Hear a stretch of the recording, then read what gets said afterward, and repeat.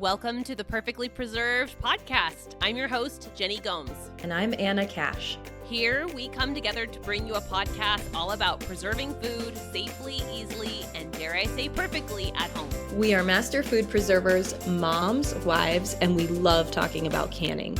Ready to can like a master preserver? Let's get into today's episode. We're going to talk about how to store things properly and in different conditions. So I'm excited. Thank you so much for everyone who has left a review. If you haven't, go to that purple podcast icon or wherever you listen and leave us a review. It really helps new listeners find our show. Like we said in previous episodes, you can find us on YouTube as well this year. So that's exciting. I'm learning how to edit videos and download online. You can find Jenny at The Domestic Wildflower and me at Smart Home Canning on Instagram. You can find Jenny's book, The Pressure Canning Cookbook, on Amazon or at your local bookstore. If you would like Jenny and I to come and speak at your event, we absolutely love talking about food preserving. We could geek out about it for hours. You can send us an email at perfectlypreservedpodcast@gmail.com. Let us know. We're open to travel, speaking opportunities, and we love teaching. Okay, Jenny, let's dive into this episode. What's happening? What are we going to talk about today? Okay, so we wanted to talk about how to plan your pantry and save money and manage imperfect or limited storage options, because it's great. And we're going to go over what the ideal storage conditions are for canned food and other preserved food, because obviously that's one of the main reasons people seek out food preservation, is because we want to avoid food waste and thus save money. So it's great if we have these ideal situations, these perfectly cool cupboards and great ways to store food. But we wanted to tackle, what do you do if you don't have that? And if you live in a place that just isn't super ideal for food storage? And we wanted to give some suggestions for people living in that kind of situation. And then just some tips for just general saving money on groceries and how we can store food, all the foods, all the ways, and how we try and approach that whole topic of saving money on groceries, which is just, it's a daunting time to be a grocery shopper, I think, just generally speaking, because prices don't seem to be coming down and there may be more expenses related to your grocery bill. For better or worse, it looks to me like it's going to stay high or maybe go up. I hope I'm wrong. But anyway, we wanted to tackle that. Anna, do you want to tell our listeners, what is the ideal storage? Like, where should you be storing your canned food if you have all the options available to you? Where should you store your canned food and how should they be stored? So ideally, you would want your canned items to be in a dark, cool place, free from obviously a lot of humidity or mold. But if you have a downstairs basement that's cool, that's where ideally you should store your canned foods. You want to keep it out of direct sunlight, and you want to keep it between, I would say 50 degrees Fahrenheit to 75 degrees or 80 degrees is really pushing it. But yeah, that really cool temperature is perfect for canned foods. Great. I, for years, stored my canned foods on an open shelf, a pantry shelf situation, but there was no doors to it. And it was in my laundry room where the door had a big window in it, an old window that was a single pane. And the light damage and the warmth in the summer months was significant, easily noticeable. It was very clear that having those jars in the direct light and in a warm spot shortened their shelf life, degraded the quality. They still were safely canned and my lids still were sealed and that all was fine. But it was obvious within a year or two, this was terrible. Such not a good place to store the stuff. But because our house was still teeny tiny, that was my only option. And you're going to do what you got to do. And we get it, but it is not a super great idea. If you can avoid the heat and or the light, hopefully both, but if you can cut down, what I should have done is I should have hung up a curtain. I should have hung a light blocking curtain either on the door or on the probably on the shelves. I needed the light coming through so I could see to do my laundry, but I should have hung a curtain on the shelves because there was no Sure. doors. I should have done that years ago, and I never did it. But it makes your peaches just feather apart into mush. It breaks down your even my cherries that normally canned cherries can hold their shape pretty well. Those got soft. It just Interesting. dissolves your softer. All your fruit's going to be soft if you can. It dissolves things. Your dilly beans won't be as crisp. Your pickles get softer. It's the opposite of what you want. So if you can avoid that, do as I say, not as I did. And if you can, hang a dark colored, and if you can, a heavier fabric curtain to block out that direct light, because that will help a lot. Oh, that's such a great insight, because I feel our biggest failures can be our best teaching opportunities. Totally. So I think it's great that you are able to talk about that now and just say, Mhm. don't do what I did. Yeah. Um, I I think that's great. And I'm lucky I have a basement. Not everyone has basements. Mm-hmm. I actually received a text message this morning from a friend who moved from Utah to Florida, where they don't have basements. They have high humidity and high heat. And she was just asking, how do I store food? What's the best way? What would you focus on doing some food storage here? So maybe we could riff on that for a little while. Yeah. Knowing what we know about ideal conditions, you really need to figure out your heat, the coolest place in your house, and also darkest place. So I recommend it in closets Yeah. and under beds. Yes. I know that's not as cool or glamorous as what people might want in a storage space, but you do what you can. And a lot of people, I know a lot of our listeners live in an apartment building. Apartments usually don't have a ton of storage, and so you have to get creative. I was telling Jenny before this episode that when I was growing up, it was recommended that people have a really good food storage from our church. They really recommended that people stock up on oats and flour and wheat and things like this. And so one of the things my mom did is she filled 2 5-gallon food grade containers with, they weren't gamma lids at the time. They were the ones that you like really have to work to get the lid off. She stacked those on top of each other and she made a side table. She put a round of wood on top and then a tablecloth over it. And that's where we stored some wheat. Like, there are definitely ways that you can use your food storage for interior design. Not if you're short on storage and you don't have a garage or like a space that's out of sight, then it's going to be inside. So you have to get creative with where you're going to keep things. And I'm glad you mentioned the under couches or under bed. You said under beds. I remember Marisa McClellan, the author of the Food in Jars blog and 4 or 5 very good cookbooks by the same name. She canned for years and years in a small apartment in Philadelphia, I think. And she would put, I believe, her canned jars on cookie sheets and slide them under her couch.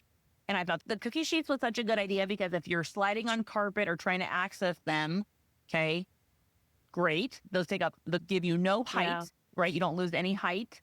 And it's a handy way to access things. And Anna said, under, because heat rises. We don't want to put things high up on a shelf if we can avoid it because heat rises. So underneath things or in a cupboard down low is a good idea. Because I think a lot of people may think that the garage is the place to store things. And that's probably, I don't want to say that's the worst place to store your canned food or food, but it has a lot of problems. And while I say garage, I want to remind our listeners that a pressure canner should be stored, if possible, in a place where the temperature doesn't swing widely. So a garage is not a great spot for a pressure canner to be stored. Mine is inside in my closet, like under my tub of shoes, which is a terrible place. That's like not a real place. It's not a real kitchen storage place, but that is where I keep it because it's the same temperature all year long. It's in the box. So the garage is not a super great place for canned items because of the heat and the temperature swings. And it's not a great place for your pressure canner either. Okay, so I hadn't even thought of that, Jenny. Why not a pressure canner in the garage with temperature fluctuations. It can make your gauge read incorrectly. And also, the temperature changes can be problematic if you have a model that has a gasket, like a rubber seal. If you have an All-American, you don't have a rubber seal, but many other brands of pressure canners have a gasket or a rubber kind of flange thing around the inside of the lid. And heat, especially, and potentially cold, could cause that to become brittle over time. So the dial is the most, Great. that's the primary reason. And secondarily, and you don't want dust and mice, or you don't want the garage dust. I mean, some people's garages are really nice. So if you got a nice one, that's great. But you still can't monitor the temperature in a garage the way you can inside. Or, excuse me, not monitor, moderate. You want that to be stored where there's not the huge swings in temperature. Good question, Anna. Yeah, no, it's a great point. I hadn't even thought about that. I luckily have this sunray, store a lot of my canning supplies inside my house, but yeah, that's a great point. Okay, so then we talked about canned goods. Let's talk about dry goods for a bit, because obviously part of a pantry, we're going to have some dry goods as well. What do you recommend for dry goods? How do you store yours, Jenny? And we'll go from there. As a canner, I always have jars available to me. So a canning jar is a useful tool for dry goods storage. Use your funnel all day long to get your flour or sugar or coffee grounds or whatever into the jar. That said, the step beyond that can be incorporating a tool like the Mason Genie. Mason Genie was kind enough to send both Anna and I it's like a, what'd you call it? A tool that sucks the air out of the canning jar and then seals the lid. So it's appropriate for dry goods storage. And we've used it not a lot yet because we just got them. So we'll probably have an episode all about that coming up. But there are several tools that a person could buy, like the Mason Genie, that remove air from the jar, which keeps your food fresh for longer. The problem with storing dry goods in jars is they're small, but then the bigger the container, the more heavy it is. So I think you have to figure out, like, is this going to be high up on a shelf, under the sink? Like, where am I going to move this? How will I access it? And it's hard because what we're asking to do is live like the pioneers in, like, we're saving, we're storing, we're homesteading, but some of us don't have the home structure that suits that. Like, we don't have a cellar, right? You can't just dig one tomorrow. You don't have that infrastructure. So you have to do some thinking about, where am I going to store these dry goods? You can get plastic gamma lid containers that are pest proof and they are opaque, so light doesn't get in, which is a plus. What can you add about storage for dry goods, Anna? Yeah, I use the 5-gallon with gamma lid storage containers for both my flour and my sugar. That's something that I just have in my kitchen because I do a fair amount of cooking with my business. I use a ton of sugar, so I go through probably a 50-pound bag every month and a half, maybe. I know, it's insane. But yeah, like Jenny said, we got a Mason Genie from the company, and so I've been tinkering with that. There's also Food Saver has a mason jar attachment where you can suck air out of that. We haven't really tapped into mylar bag storage. That's something that I've seen a lot of people use, and you can use a mylar bag with an oxygen absorber they come in all different sizes, but ideally it would be in sizes that you would use, maybe, I don't know, in a emergency situation. Freeze dried foods in there. You could do dehydrated foods.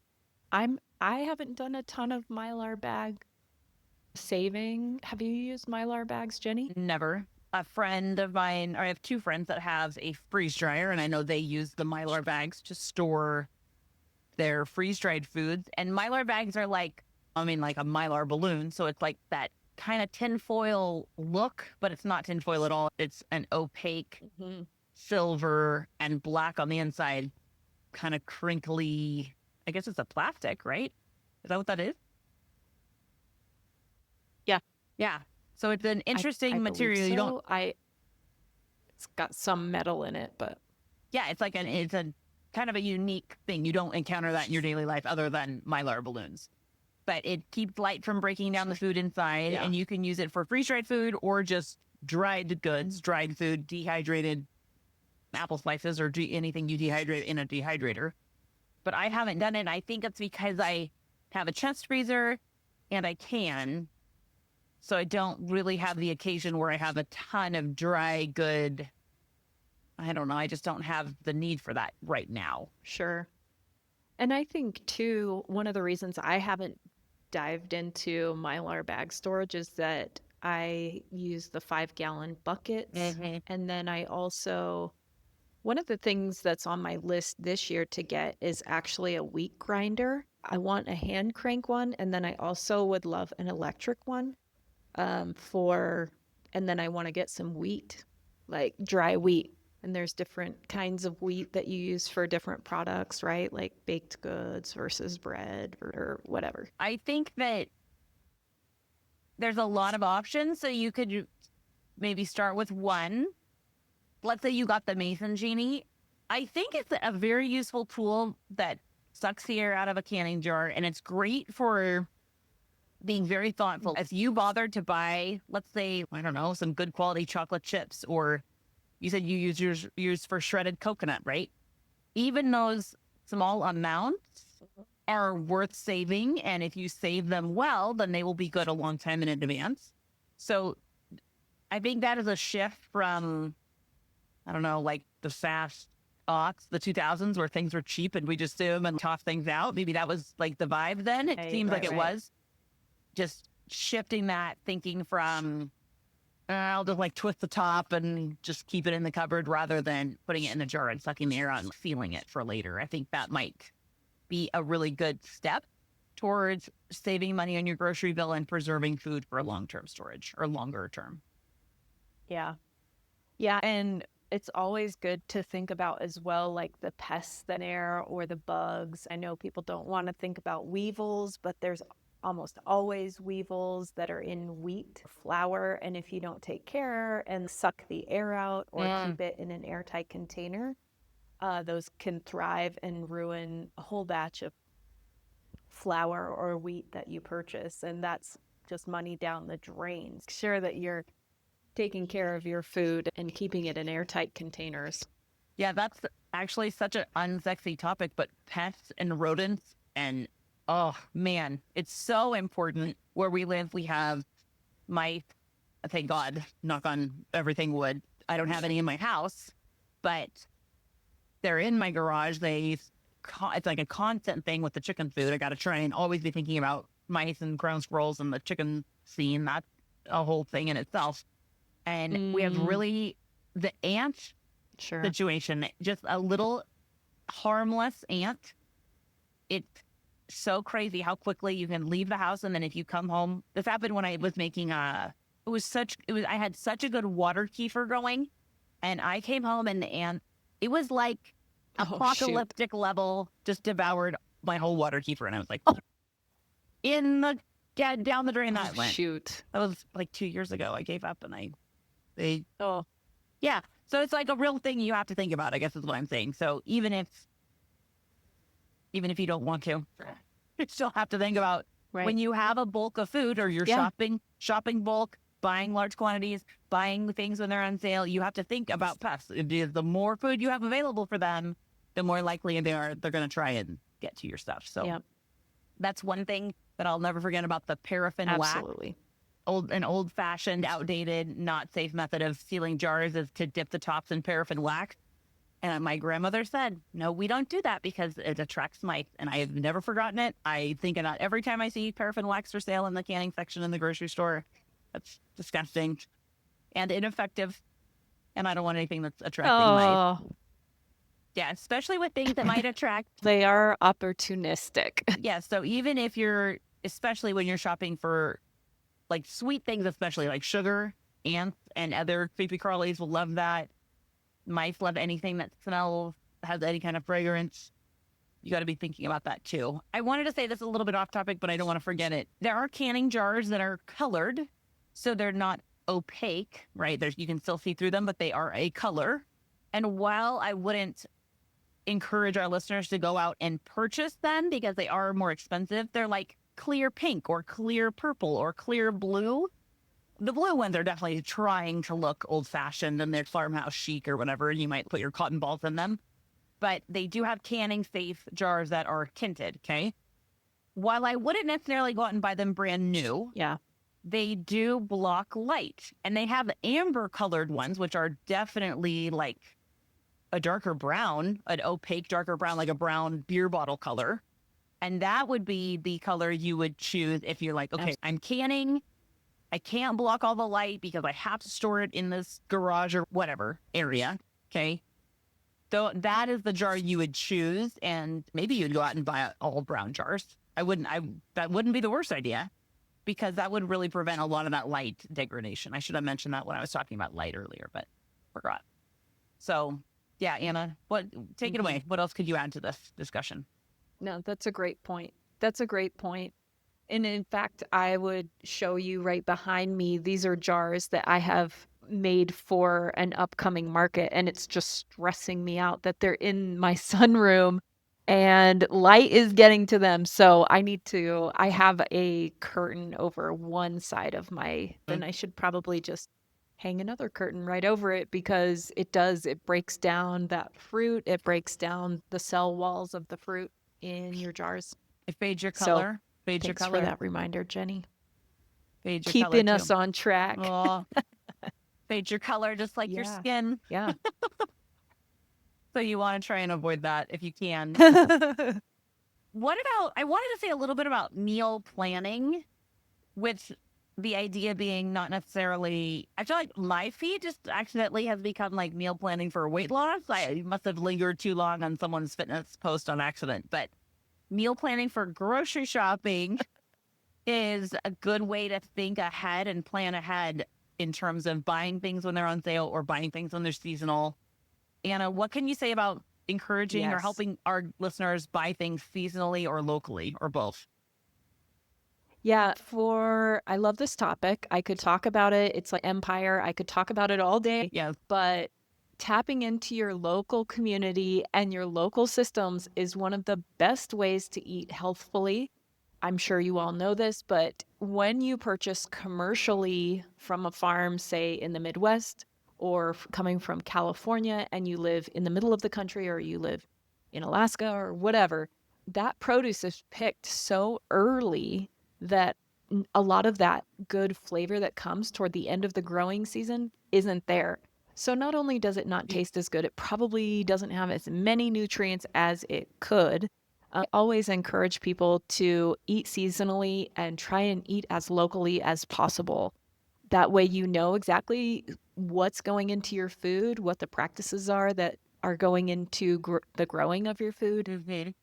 And that's not always going to be more expensive. A lot of people think, oh, it's local, it's going to be more expensive. But if you have a good relationship with farmers or if you have a good relationship with growers, you can ask for what's called seconds.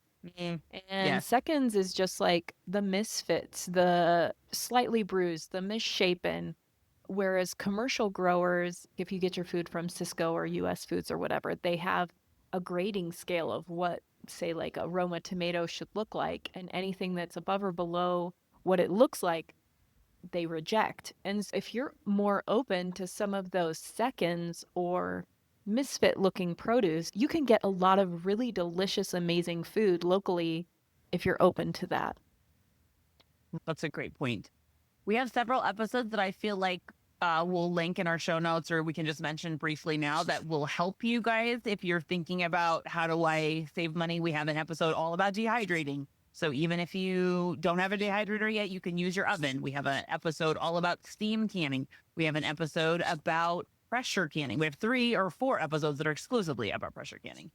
And Right. those are tools for you to use to preserve food when you can get them at great ripeness at a good price. And that's the name of the game, is being able to preserve them when you can access them so that they are preserved, taste delicious, from somewhere that you're excited about. We have an episode about freezing. We have several episodes, I think, especially in season 1, that are very like beginner Right. 101 best tips for getting started with those practices. Like the whole first 10 episodes of season 1 are just how to get started with canning. And they're really great if you're new. And then I think we had one other episode about saving money that actually was a very top performer of season 2, I think. Just how we think ahead and plan for saving money when it comes to food preservation, because it's a very big idea. And if right now you're feeling like, wow, things are very expensive and you're trying to stay on budget, and it can be very overwhelming. So we would love for you guys to check out our podcast episodes that will help you, I think. Yeah. What else do we have on our list, Anna, that will be helpful? Yeah. And I was just going to say, here in the Northern Hemisphere, Mhm. if you're listening, it is almost summer growing season. Yeah. And I would just say this bit of advice, and it goes for all different kinds of food, not just what I'm going to tell you about. So I have a friend that lives just south of me, about 30 minutes, and she and her brother grow corn. They have a cute truck and they load up all of this corn. She's called the Corn Lady. Her mom was the Corn Lady. Now she is the Corn Lady. Cute. And she says every year, toward the end of the year, we process however many bags of frozen corn we're going to eat. And on it, I label Christmas or New Year's or Thanksgiving. And I think about what my year is going to look like and how I'm going to eat corn at each of these events. And she packs it for that and she writes on there. And So I just smart. thought that was so cute and such a good idea to think about Yeah. these traditional foods that you're eating and that you're known for. I have a friend that absolutely loves dilly beans, and every time I go down to southern Utah, or I try to anyway, I bring a can of dilly beans because she loves them. And for us, green bean season is peak summer. It's usually the end of July, beginning of August, and I make sure that I make enough jars so that I can share with her. And I think it's really important that not only do you get things seasonally, but you also think about traditions and how throughout the year and what kinds of foods you will actually eat. And Jenny and I have an episode, I believe it's a full episode, about canning and preserving what you'll actually eat. Right. And that's something to really keep in mind as you start buying in bulk. Like, Yes. are you actually going to use it? Amen. Are you going to eat it? Yes. If not, don't waste your time, money, and effort. It's not worth it.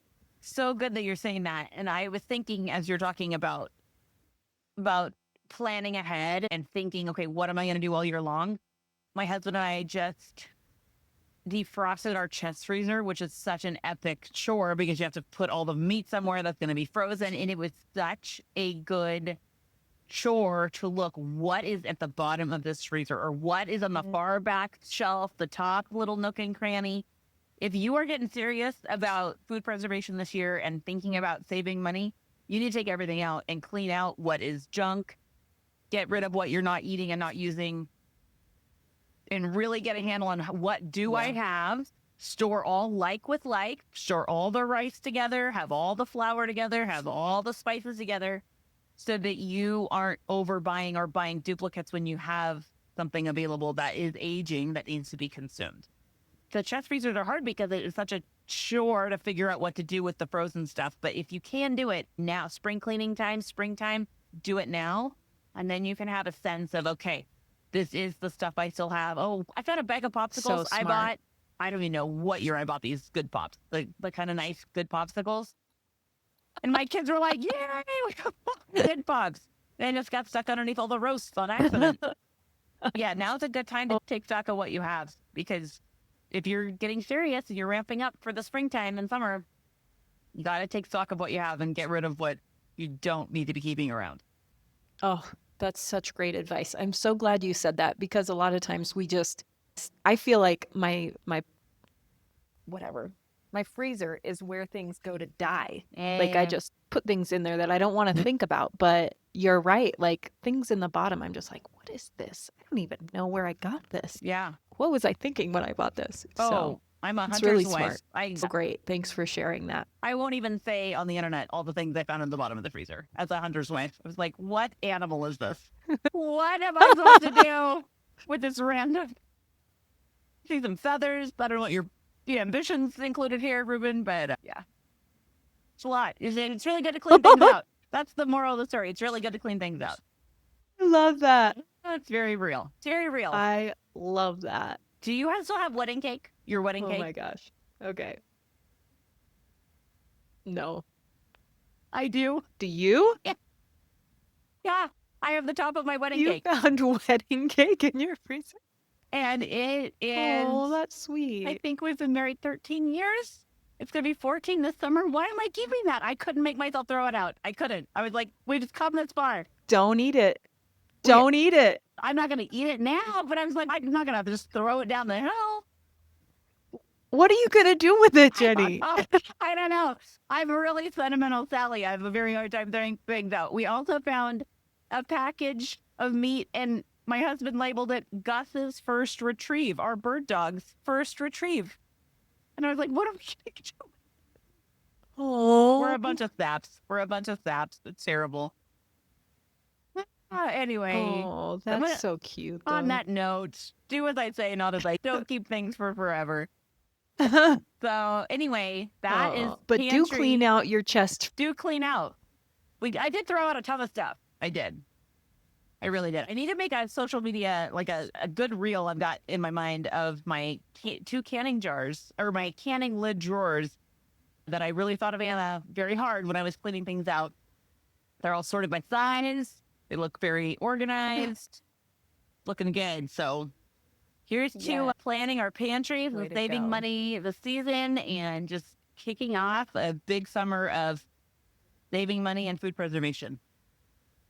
That's our show. We don't want you to miss an episode, so please be sure to subscribe. If you found this episode helpful and informative, please give our show a rating and review. It only takes a few seconds, and it really helps our show grow. Follow us on social media at Smart Home Canning and at The Domestic Wildflower. Email your preserving questions to perfectlypreservedpodcast@gmail.com, and we will do our best to answer your questions on the show. Thanks so much for listening. Stay tuned for our next episode, released every week.